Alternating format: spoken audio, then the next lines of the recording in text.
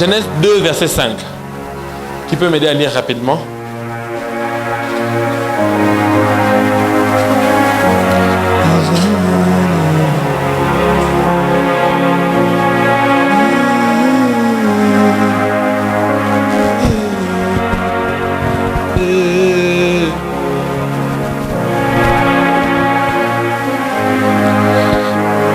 Je vais aller un peu plus haut d'ailleurs.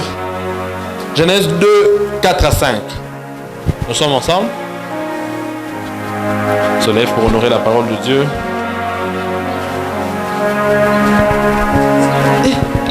Est-ce que quelqu'un connaît quelqu'un qui s'appelle Mawala? Ça, c'est... Je vois un nom, je ne sais pas si c'est Mawala ou c'est Mayala.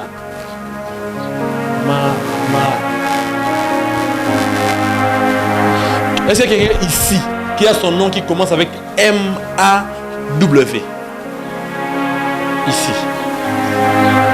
Pardon? En M-W-A.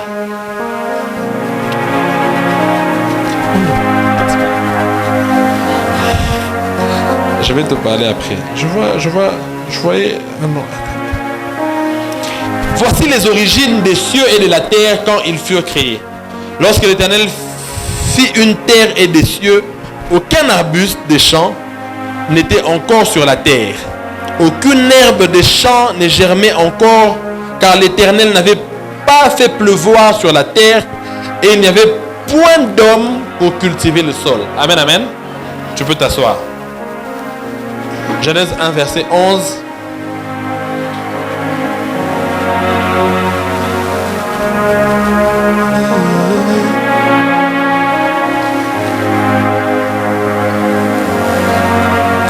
La Bible dit: puis Dieu dit que la terre produise de la verdure, de l'herbe portant de la sémence, des arbres fruitiers dominants, donnant du fruit selon leur espèce et ayant en eux leur sémence sur la terre. Et cela fut ainsi. C'est Genèse 1, verset 11. Genèse 1, verset 29, la Bible dit: voici, il parle à l'homme quand il vient de créer l'homme. Dieu dit: voici, je vous donne toute herbe portant de la sémence et qui est à la surface de toute la terre, et tout arbre ayant en lui du fruit d'arbre et portant de la sémence. Ce sera votre nourriture. Parole du Seigneur. Amen, amen. Amen, amen. Dieu, pendant qu'il crée, il arrive à un moment dans Genèse 1, verset 11.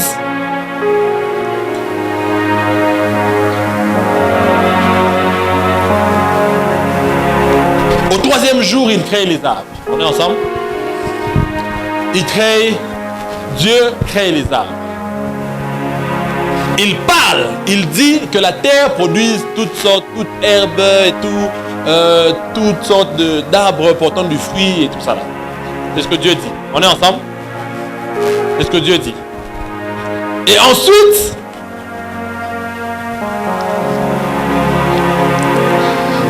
quand il parle encore pour créer l'homme, il dit à l'homme qu'il lui donne pour nourriture. Il lui dit qu'il lui donne pour nourriture tous les fruits des arbres et tout ça là. Il lui parle de tous les arbres. Il lui dit, verset 29, je vous donne toute herbe portant de la semence qui est à la surface de la terre. Il dit, tout arbre ayant en lui du fruit et portant de la sémence, ce sera votre nourriture. On est ensemble? Nous voyons dans Genèse 1, Dieu parler et dire qu'il y ait des arbres sur la surface de la terre. On est ensemble? Dieu le dit. Et quand Dieu forme l'homme, quand Dieu crée l'homme, Dieu dit aussi à l'homme que tu auras pour nourriture les fruits des arbres. On est ensemble? Mais quand on arrive dans Genèse 2, verset 5, la Bible dit qu'il n'y avait aucun arbre sur la surface de la terre. On est ensemble? Aucun. Dieu avait déjà parlé. La vérité est que Dieu avait déjà parlé. Mais la réalité de l'homme ne transcrivait pas ce que Dieu avait dit. Est-ce qu'on est ensemble? Dieu avait dit une chose, mais l'homme, ou bien la terre, excusez-moi, la terre ne vivait pas encore ce que Dieu avait dit. Est-ce que Dieu a menti? Je ne pense pas. Est-ce que Dieu ne peut pas faire? Je ne pense pas, parce qu'aujourd'hui nous avons des arbres. Est-ce qu'on est ensemble? Dieu l'avait déjà ordonné dans Genèse 1. Et quand il a même créé l'homme, avant de le placer dans le jardin, il lui a dit: je te donne pour nourriture tous les arbres portant du fruit. Ce sera ta nourriture. Mais dans la réalité de la terre, il n'y a pas d'arbre. Est-ce qu'on est ensemble? Genèse 12 qu'on a cité ici, j'aime beaucoup. On dit, Dieu a dit à Abraham: quitte la maison de ton père, quitte ta patrie, ton pays, pour un autre pays que je te montrerai. Abraham arrive là-bas. On lui dit, Dieu lui dit, je vais te montrer un autre pays. Il arrive là-bas, il trouve le pays que Dieu lui avait promis, occupé par d'autres personnes. Est-ce qu'on est ensemble? Le pays que Dieu lui avait promis, occupé par d'autres personnes.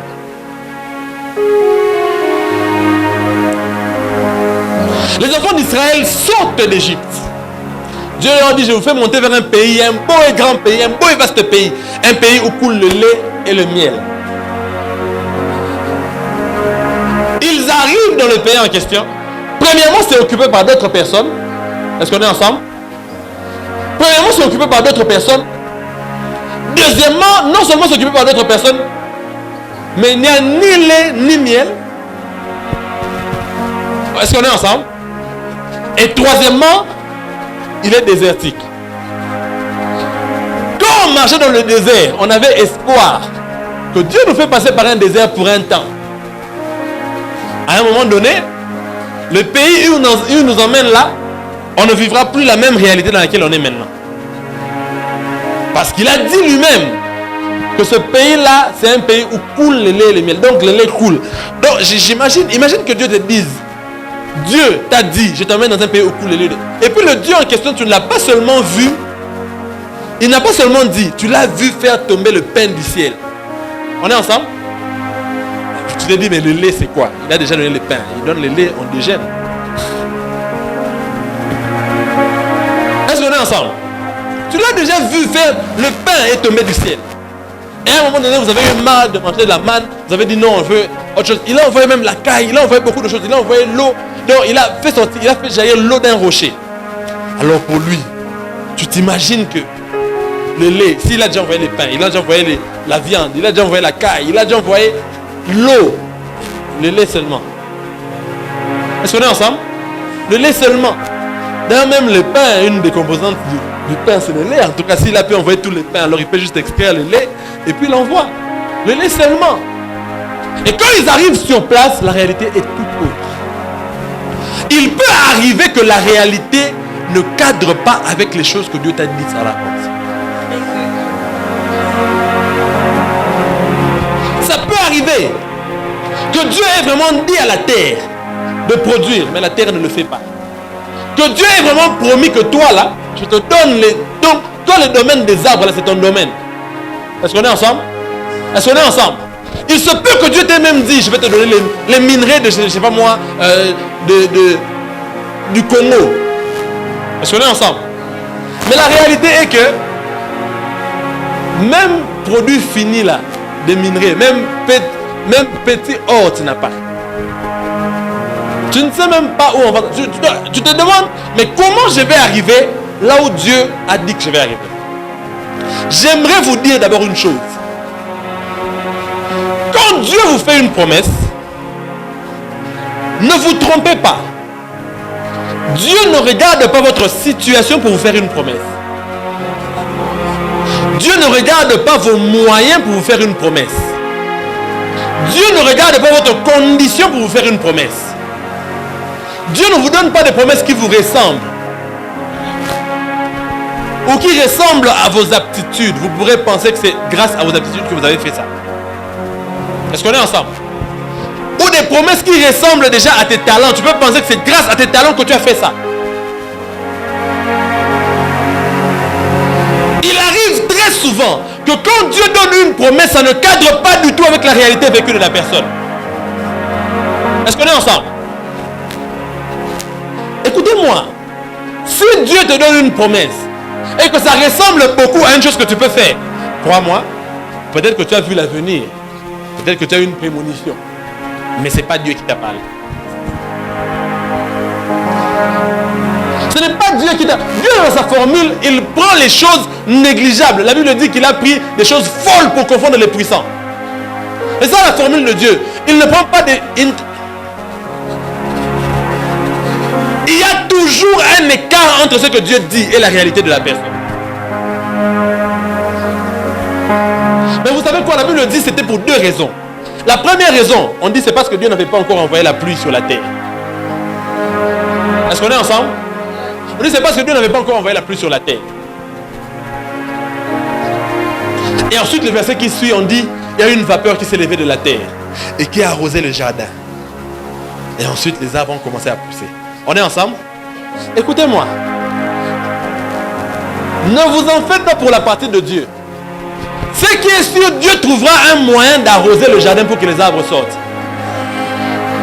Et tu n'es pas en train de comprendre ce que je viens de dire. Dieu, ce qui est sûr, la pluie, elle viendra. Tu n'es pas en train de dire amen comme je veux que tu dises amen. Ce qui est sûr, c'est que la pluie viendra. Ce qui est sûr, c'est que Dieu va ouvrir le ciel pour amener la pluie. Ça, c'est sûr que Dieu va ouvrir le ciel. Mais le problème, notre problème, c'est quoi? C'est qu'il n'y avait aucun homme pour cultiver le sol. La Bible dit, 1, il n'y avait pas de pluie. 2, il n'y avait aucun homme pour cultiver le sol. La responsabilité de Dieu, c'est de faire tomber la pluie. Ta responsabilité, c'est de cultiver le sol. Je disais, la responsabilité de Dieu, c'est de faire tomber la pluie. Ta responsabilité, c'est de cultiver le sol.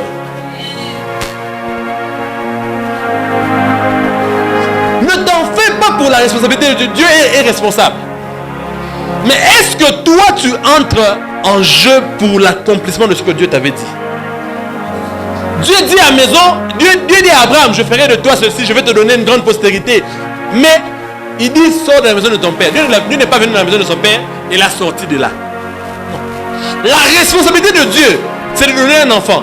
La responsabilité d'Abraham, c'est de sortir de la maison de son père. Est-ce qu'on est ensemble? Dieu ne fera pas ce que toi tu dois faire. Est-ce que je peux répéter ça? Dieu ne fera pas ce que toi tu dois faire. Mais ce qui est sûr, c'est que Dieu, il fera sa part. Mais il ne fera pas ce que toi tu dois faire.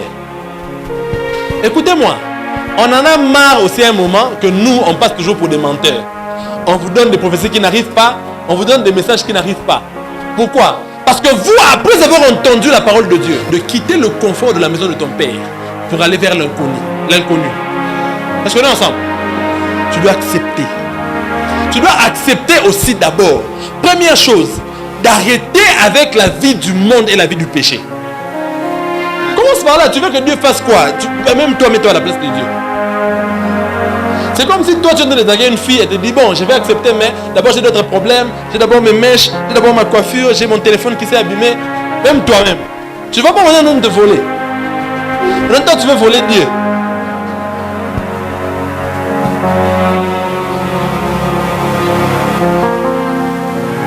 C'est à toi de décider de vivre une vie de consécration pour ta génération.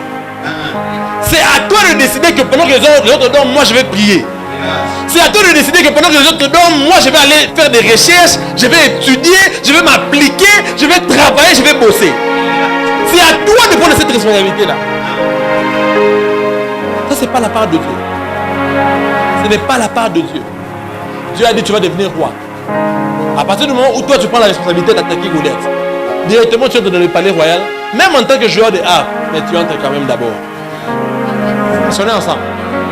Écoutez-moi, la responsabilité fait que Dieu vienne mettre ta main sur toi. Écoutez-moi, je vous ai déjà dit ici, il y a beaucoup de... Vous allez remarquer souvent dans la Bible, Dieu a parlé beaucoup à des païens responsables. Comme Pharaon, comme Nebuchadnezzar, des gens qui avaient la responsabilité de tout un peuple. Alors Dieu leur a révélé son plan pour le peuple en question. On est ensemble? Dieu fonctionne avec les responsables. Dieu ne fonctionne pas avec les irresponsables. La plus grande preuve que Dieu ne fonctionne pas avec les irresponsables, c'est la parabole des talents. On a donné à chacun des talents. D'autres, un autre 5, d'autres 2, un autre 2, un autre un seul. Mais Dieu voulait que chaque personne, chaque talent produise. Ce n'est plus la responsabilité de Dieu si tu n'as pas produit ou pas.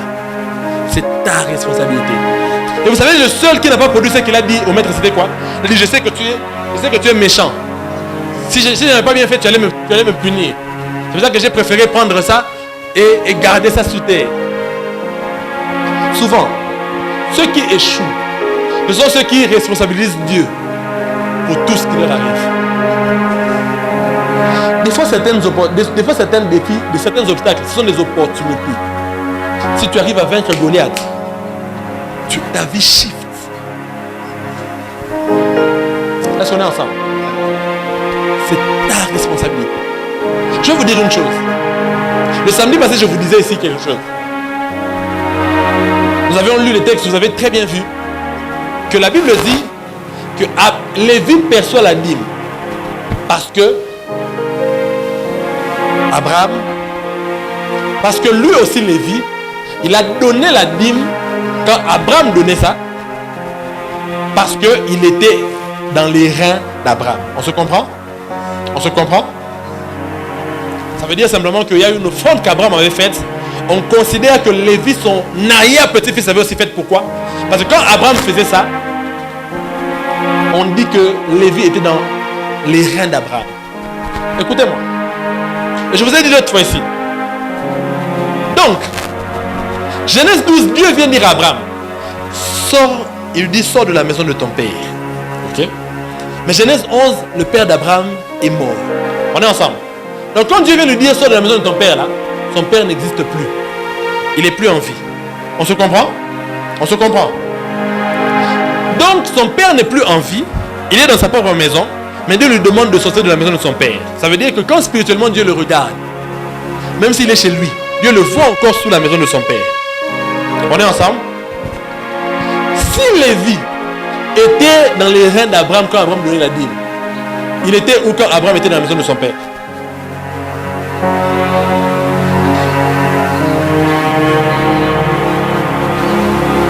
On se comprend? Écoute-moi. Il y a des Abraham qui peuvent faire changer de position à des Lévis qui vont venir des siècles après eux ou des années après eux. Mais en prenant des décisions maintenant, tu verras ce que Dieu va commencer. Écoutez-moi. Je vais finir par là. Dieu dit à Salomon, Dieu apparaît à Salomon et il lui dit, demande-moi tout ce que tu veux que je fasse pour toi. On est ensemble? Il dit, demande-moi ce que tu veux que je fasse pour toi. Est-ce que Dieu ne sait pas ce que Salomon veut? Il le sait. Mais Dieu ne sait pas ce que tu ne lui demandes pas. Dieu attend que tu lèves tes mains, que tu commences à prendre tes responsabilités pour te donner la position. Beaucoup de gens cherchent la position et les privilèges d'une position, mais ils ne veulent pas avoir les responsabilités de la position. Commence par jouer le rôle et la position va t'appeler. Commence à prendre la responsabilité et la couronne viendra sur toi. Lève-toi maintenant là où tu es. Pendant 5 minutes, tu vas prier comme une personne qui est en train de vraiment prier ses hommes pour sa destinée. Tu vas prier sérieusement comme une personne qui prie pour sa destinée.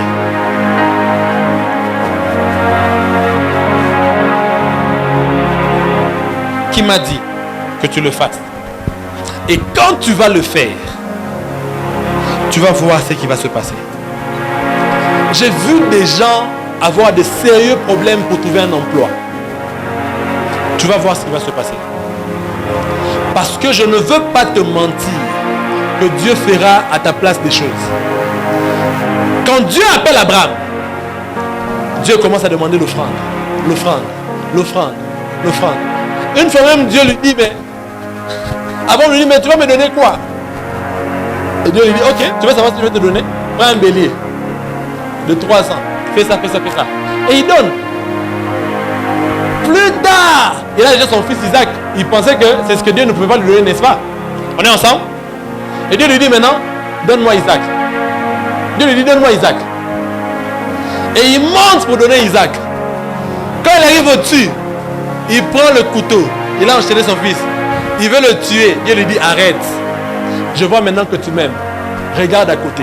Quand il regarde, il voit un bélier. Quand il regarde à côté là, il voit un bélier.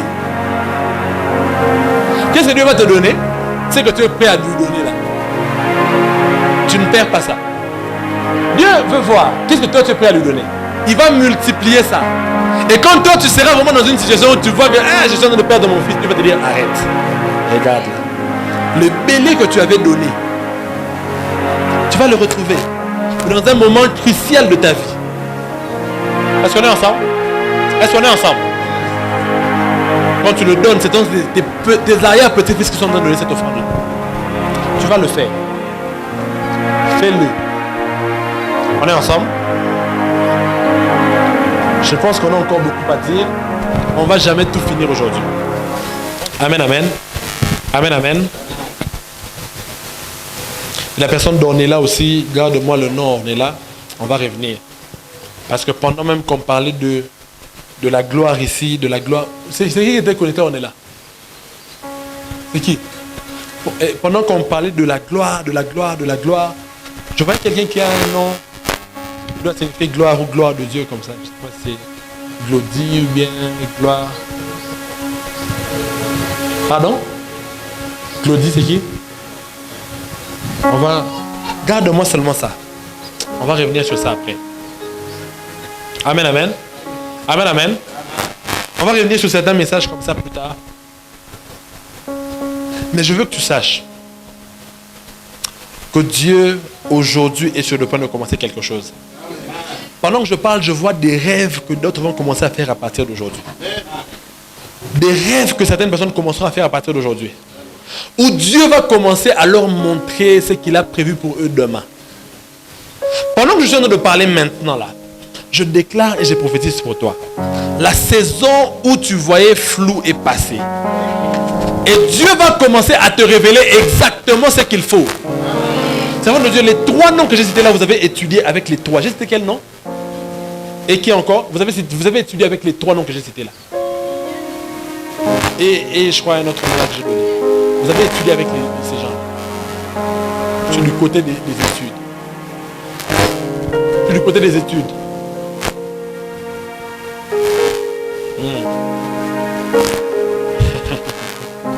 C'est maintenant que je commence à voir d'autres choses encore.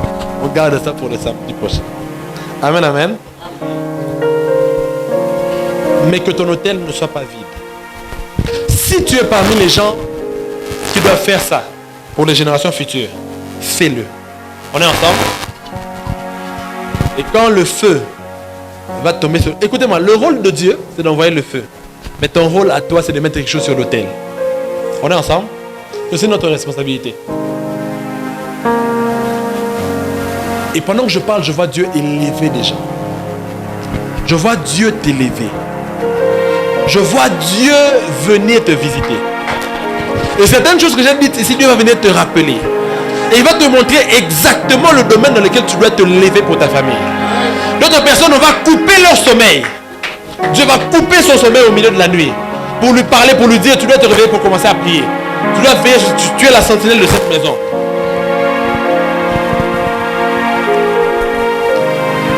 Mais que le Dieu que nous avons cherché ici,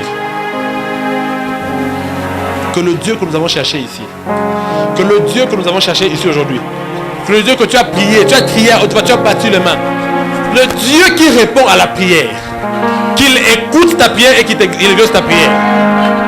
Tu n'as pas dit amen. Que le Dieu qui exauce les prières exauce ta prière. Tes paroles ne seront pas vaines. Tes prières ne seront pas vaines. Aucune de prière que tu as dit ici ne tombera à terre. Mais toutes verront la main de Dieu s'étendre sur ta vie. Tu verras que Dieu est un Dieu qui répond aux prières. Tu verras que Dieu est un Dieu qui exauce la prière. Dieu viendra à ton secours. Et surtout, je prie dans le nom de Jésus que ce feu de la prière t'accompagne partout où tu vas aller. À partir d'aujourd'hui, tu ne seras plus un chrétien irresponsable. Tu seras, si tu étais déjà responsable, tu seras encore plus responsable. Parce que Dieu cherche la responsabilité pour emmener la couronne. L'onction, c'est d'abord une responsabilité. La promesse, c'est d'abord une responsabilité. Avant d'être un privilège. Alors avant, même quand tu n'as pas encore les privilèges d'une promesse, au moins assume la responsabilité. Est-ce qu'on est ensemble? Même quand tu n'as pas encore commencé à gérer les gens comme Joseph, au moins, gère-les. Même en prison, fais-le. Interprète des rêves. On est ensemble? Parce qu'on ne va pas chercher une autre personne. On va chercher la... Vous savez quoi? Dieu cherche celui qui était responsable dans le manque pour le rendre responsable dans l'abondance. Nous-mêmes, il dit dans la Bible, celui qui est fidèle à peu de choses, on lui confiera de plus grandes. Que l'Éternel te bénisse et qu'il te garde.